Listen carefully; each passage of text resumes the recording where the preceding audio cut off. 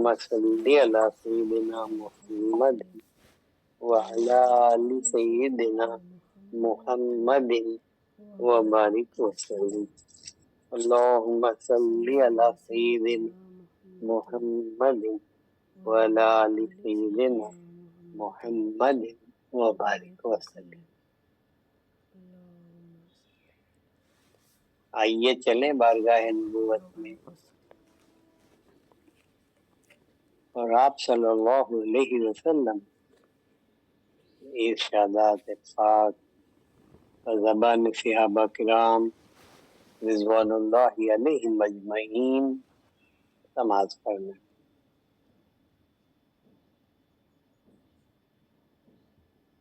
وعن عبداللہ بن عمرو قال قال رسول اللہ صلی اللہ علیہ وسلم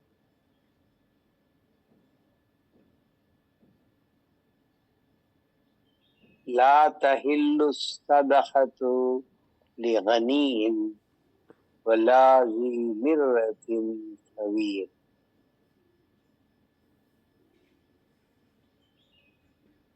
رواہ الترمذی وابو داود والدارمی ورواہ احمد والنسائی وابن ماجہ عن ابی ہریرہ.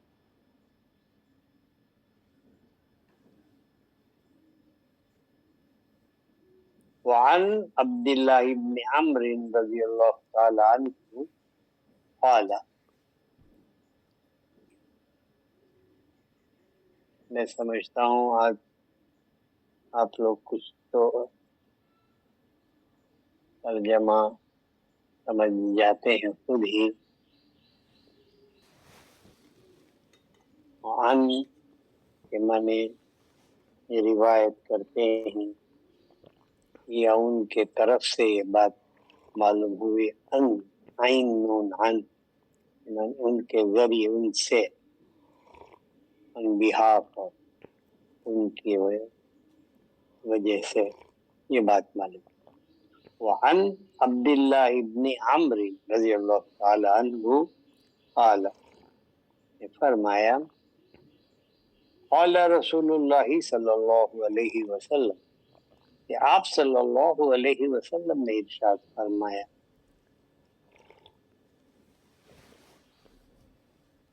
ہمہ گوشتن.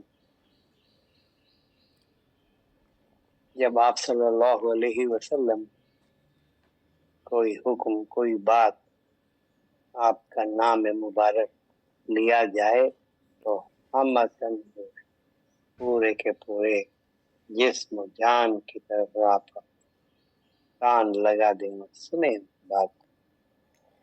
اس کا حکم قرآن میں بھی ہے.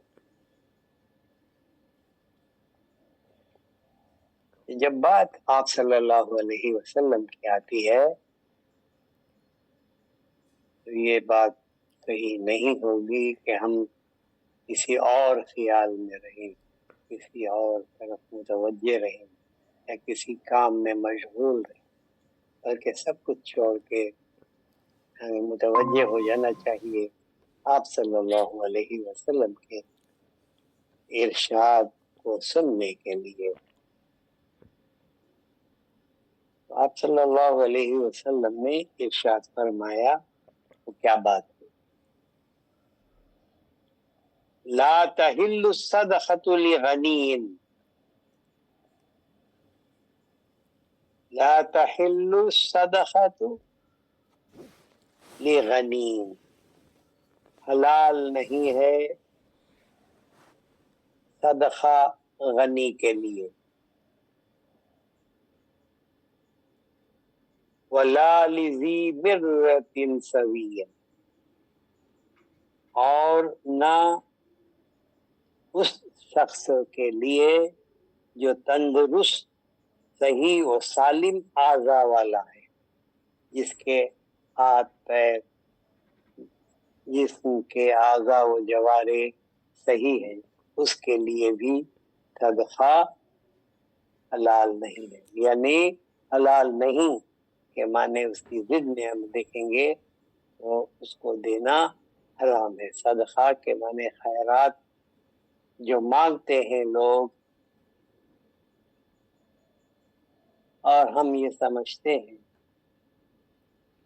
کہ صدقہ دینا نیکی ہے، خیرات کرنا نیکی ہے، جو بھی مانگتا ہے اس کو دے دو۔ کیوں؟ یہ اگر نہیں دیا تو ہم گنہگار ہو جائیں گے۔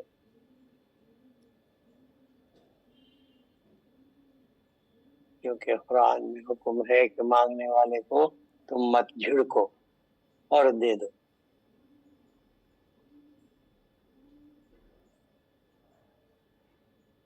ہم سمجھے کہ جو بھی مانگے ہم اس کو دے دینا چاہیے، جس کے پیچھے اتنے مسائل ہیں۔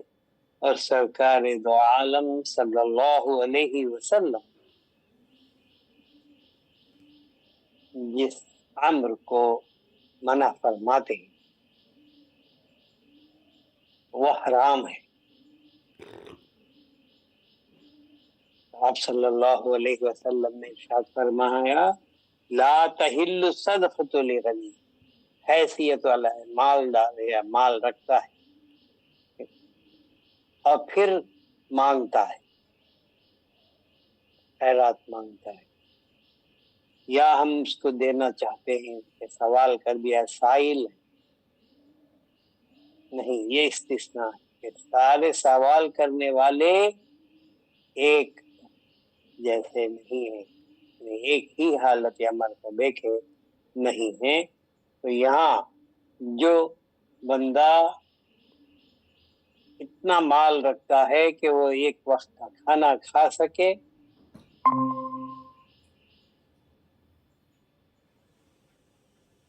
پھر وہ مانگتا ہے صرف ہوس کی وجہ سے یا جمع کرنے کی وجہ سے یا کسی اور غرض سے، اس کو ہمیں صدقہ یا خیرات نہیں دینا چاہیے۔ اور اتنا ہی نہیں، ولی ولذی مرۃ سبیر، اور وہ جو جس کے ہاتھ پیر اعضاء و جوارے جسم صحیح و سالم ہے اور پھر سوال کرتا ہے، مانگتا ہے، اس کو بھی دینا حرام، حرام ہے اس کو بھی۔ اگر ہم اس طرح دیتے رہیں گے تو پوری امت مسلمہ بھکاریوں کی ایک جماعت بن جائے گی۔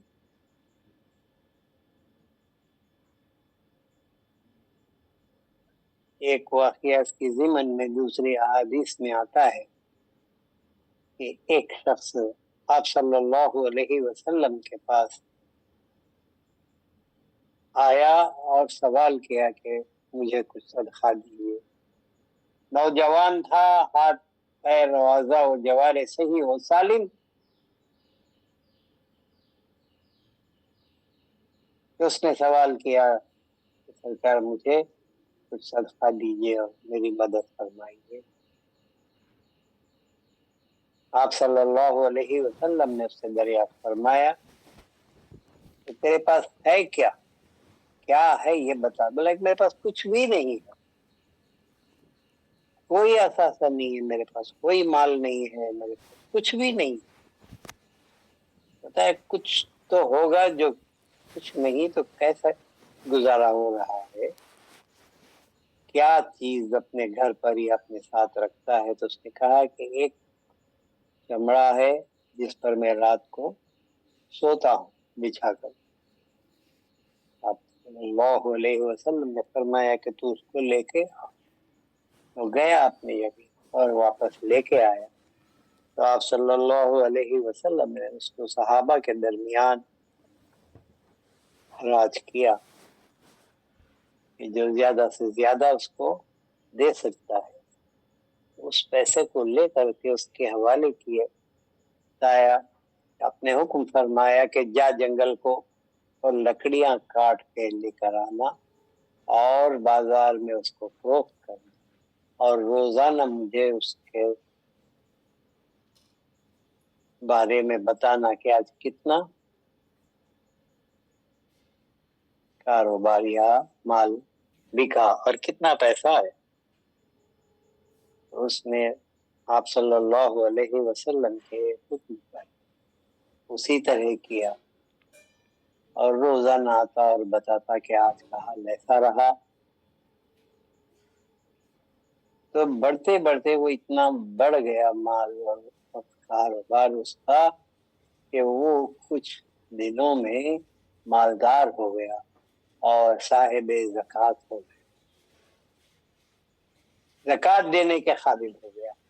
جو بندہ کے بھیک مانگنے کے لیے، سوال کرنے کے لیے آیا تھا، وہ دوسروں کو زکوٰۃ دینے کے قابل ہو گیا۔ ہم یہ سمجھتے ہیں کہ جو بھی مانگتا ہے دے دینا چاہیے، یہ غلط ہے، اور اس حدیث کی روح سے جو صحیح و سالم ہے اور مانگتا ہے تو اس کو دینا حرام ہے۔ آپ پر کوئی گناہ نہیں ہوگا اگر آپ منع کریں اس کو دینے سے، تو کوئی گناہ نہیں ہوگا، بلکہ عین حکم نبی صلی اللہ علیہ وسلم ہوگا۔ اور اسی طرح مال رکھتا ہے، ہاتھ میں پیسے رکھتا ہے، اپنے ڈب میں پیسے رکھتا ہے اور پھر ہم سے مانگتا ہے،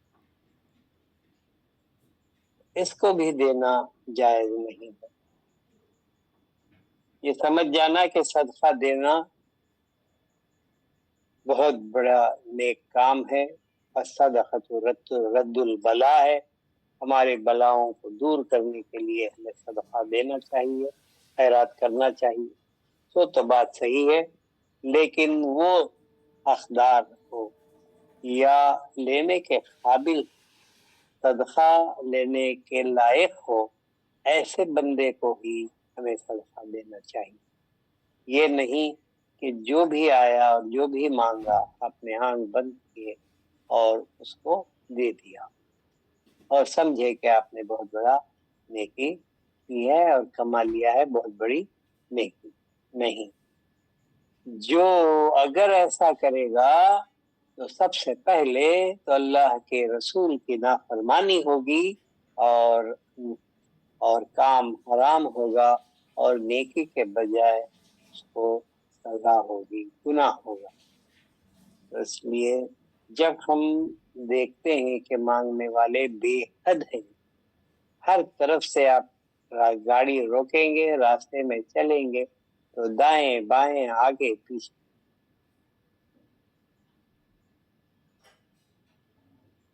مانگنے والے ہوا کرتے ہیں۔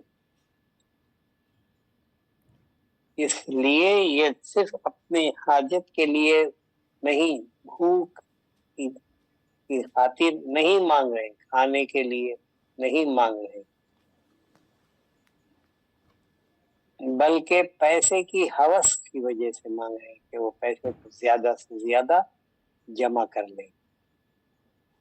جب آپ یہ خیال رکھیں کہ جب بھی کوئی مانگنے والا آئے، کوئی سائل آئے، آپ کو صدقہ دینا ہو تو مستحق کو دیں، وہ مستحق ہے یا نہیں یہ جان کر دیں۔ لوگ سمجھتے ہیں یہ آدمی بڑا بخیل ہے، کسی کو کچھ صدقہ نہیں دیتا ہے۔ وہ بخیل نہیں ہے، بلکہ اگر لینے والا مستحق ہے تو ضرور اس کا سوال پورا کرنا چاہیے اور آپ کا صدقہ اس کو پہنچانا چاہیے۔ آپ کا صدقہ بھی قبول ہوگا اور اس کی حاجت بھی پوری ہوگی۔ ورنہ اگر اسی طرح دیتے رہیں گے تو ہمارا معاشرہ بھکاریوں کا معاشرہ بن جائے گا۔ لہذا سرکار دو عالم صلی اللہ علیہ وسلم نے ہمیں تاکید فرمائی، لا تحل الصدقۃ لغنی ولا ذی مرۃ سوی، اس کو روایت کیا رواہ ترمذی و ابو داود و دارمی و رواہ احمد والنسائی و ابن ماجہ عن ابی ہریرہ۔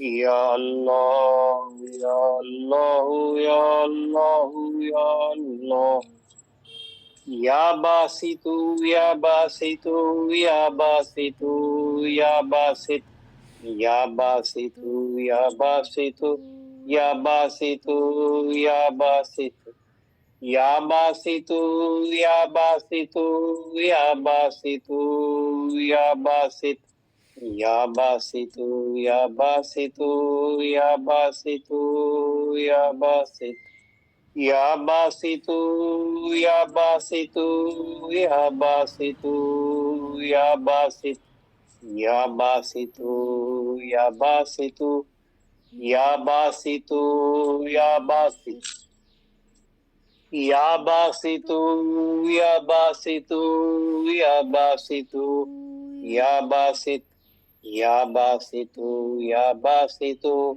یا باسطو یا باسط یا باسطو یا باسطو یا باسطو یا باسط. 1-2 منٹ باسط کے تعلق سے. باسط اور کل کا دن گزرا تھا خابس اور آج باسط. خابس کے معنی قبض کرنے والا، پکڑنے والا، روکنے والا، اریسٹ. اور باسط کے معنی ہے کھولنے والا، پھیلانے والا، بند چیز کو کھولنے والا، رکے ہوئے کو جاری کرنے. باسط اور قابض دونوں افعال اللہ، اللہ کے افعال میں سے ہیں. ایک سالک کو، ایک مرید کو اللہ تبارک و تعالی کے افعال کو آفاق اور انفس میں دیکھنا اور پانا چاہیے. یہی نہیں کہ بس زبان سے رٹتا جا رہا ہے اور سمجھ گیا کہ میں نے ذکر کر لی. ہاں ذکر تو ہوئی ہے، یاد تو آئی، الفاظ تو ادا ہوئے ہیں، لیکن اس کا معنی اور اس کا حال ہم پر طاری نہیں ہوا. مرید کو چاہیے کہ ہر آن و ہر لمحہ اللہ تبارک و تعالیٰ کی ذات کی طرف متوجہ رہے. اور ہم وہ نہیں ہیں جو یہ سمجھے کہ اللہ عرش پر ہے اور بندوں کو فرش پہ چھوڑ دیا ہے منمانی کرنے کے لیے. تو افعال اللہ کو اپنے آفاق اور انفس میں ہمیں دیکھنا چاہیے. جتنے بھی 99 نام اللہ تبارک و تعالیٰ کے صفات کے ہیں، وہ تمام کے تمام ہمارے اندر ظہور کرتے ہیں اور پائے جاتے ہیں. اور ہر لمحہ اور ہر آن ان افعال و اسماء کی صفات ظاہر و باطن میں ظہور فرماتے ہیں. قابض ہم دیکھ سکتے ہیں کہ جو قلب ہمارا چل رہا ہے، جس کو فعاد کہتے ہیں، ہر لمحہ قبض اور بسط کی صفت اور فعل کو ظاہر کر رہا ہے. اللہ تبارک ہر سیکنڈ میں، ہر لمحے کے اندر، ہر طرفۃ العین کے اندر قبض اور بسط ہو رہا ہے، جس کی وجہ سے دوران خون ہمارے جسم میں ہو رہا ہے اور ہم حیات بزندہ ہے وہ محسوس کر رہے ہیں. کیا ہے کہ قبض میں روکتا ہے، بند ہوتا ہے، اور بسط میں کھلتا ہے.